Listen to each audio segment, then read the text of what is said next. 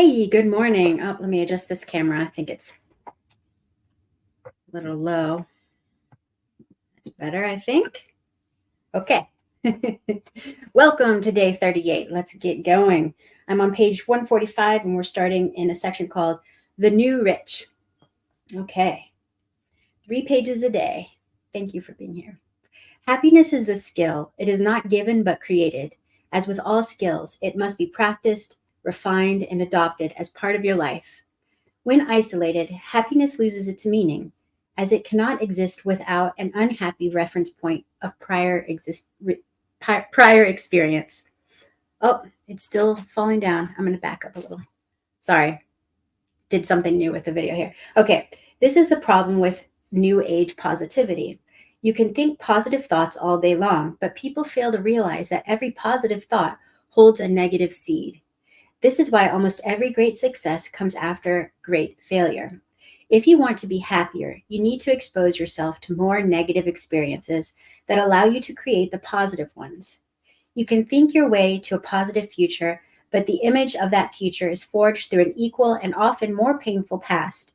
Without a negative experience as an anchor, you have nothing meaningful to move toward. There are 2 states of mind to become aware of: stillness and movement, being and doing, peace and progress. When your focus is occupied by the background of your ideal future and the foreground of your priority actions, these 2 states of mind collapse into the present moment. Everyone wants money, muscles, and a desirable partner. The act of achieving those goals feels incredible at the start. If you don't have a philosophical sense of mastery behind your material pursuits, you are in for a rude awakening. Sorry, lots of distractions and disruptions. All right, let's get going. All right, if you don't have a philosophical sense of mastery behind your material pursuits, you are in for a rude awakening. Even if your actions don't change, the why behind them can. A bodybuilder that got started after a tough breakup can find meaning in the microcosm of life that weight training is if they allow their mind to see beyond their identification with their seemingly material pursuits. Most people would be considered superficial for owning a nice car. I'm sorry, I've just got to change this. I'm a little needy today. Let's see, I'm just going to sit. How about that? Okay, here we go again. I might have to redo this video. I'm so sorry.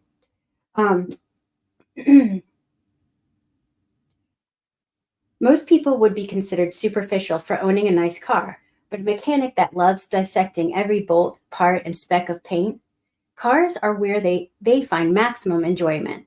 You can enjoy flashy things. Most people just acquire them for the mindless pursuit of status. Many that do acquire their material desires change on the outside, but not on the inside. Society is filled with people who turn a physical 60-year-old with the mind of a 12-year-old going through an emotional puberty. The main Buddhist teaching is that of impermanence. That is, nothing can be isolated and held static by the mind. This includes ideas, feelings, emotions, people, locations, and everything else that we label and expect to stay the same forever. The identification with ideology, dogma, and other statistic mental constructs are the source of our suffering. When they are threatened, so is our happiness. However, realize that this still holds true for your purpose. The goals you pursue are the axis of your suffering. Choose them wisely, as fulfillment would not hold meaning without painful experiences as a reference point. Thinking is not bad and often necessary when critical, but when gone unchecked, compulsive thoughts can create a personal reality of inescapable turmoil. When one is still, their mind wants to move. When one is moving, their mind wants to be still. Without deliberate practice, the mind will latch onto the past or future in an attempt to make the impermanent permanent. This is the cause of unhappiness, but is not to be demonized, as that is against the point. When you feel unhappy, observe that feeling, lean into it, let it point a finger at the moon and present a lesson that life is trying to teach you. From that low From that low, lean into the coming high. The new rich are those that can refine their lifestyle to sustain a schedule filled with stillness, movement, and lack of mindless chatter in the skull. The activities that create this blissful state of mind are personal.